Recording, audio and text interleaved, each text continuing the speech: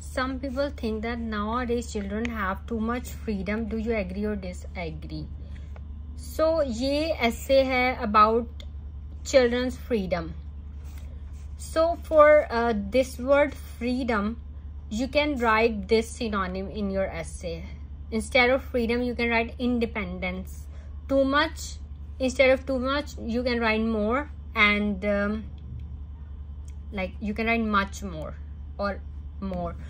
And instead of freedom, you can write independence. So too much in freedom or much more independence.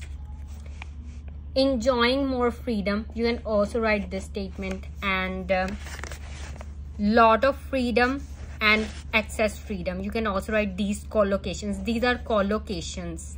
अगर आपने Cambridge की books में जो and में sample answer दिए होते हैं, अगर आपने वहाँ पे एग्जामिनर के कमेंट्स पढ़े हो तो आपको ये पता होगा कि एग्जामिनर ये मेंशन करते हैं कि स्टूडेंट ने ये कॉलोकेशंस यूज की हुई हैं. तो कॉलोकेशंस यूज करने का जो इम्प्रेशन है वो एग्जामिनर के ऊपर अच्छा पड़ता है, और वो ये मेंशन करते हैं, और इससे आप ज्यादा बैंड स्कोर जो है वो ले सकते हैं. सो लाइक ये मेरे पास बुक कैम्ब्रिज बुक 12. अगर इसमें आप ये देखें एग्जामिनर के कमेंट्स, लाइक टास्क 1 टास्क 2 के लिए जैसे ये,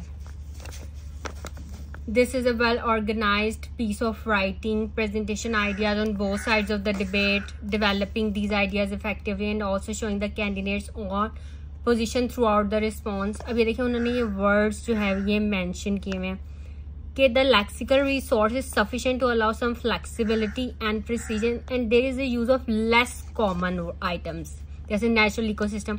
ये topic related vocabulary word है ना, तो एग्जामिनर ने लिखा हुआ लेस कॉमन आइटम्स यूज किए हैं, मतलब उनका मतलब ये अच्छे वर्ड्स इन्होंने यूज किए हैं. Topic related vocabulary word, human settlement, engineering projects, देखिए वो वर्ड्स भी मेंशन करते हैं, इतनी वो ध्यान से पढ़ते हैं कि आपने ये वर्ड्स यूज किए हैं. So there are occasional errors in spelling, वो ये भी देखते हैं कि स्पेलिंग मिस्टेक्स कहाँ है. कॉलोकेशंस यूज की हुई हैं, prominents, heavy debates, go extinct, तो ये कॉलोकेशंस का भी वो मेंशन करते हैं.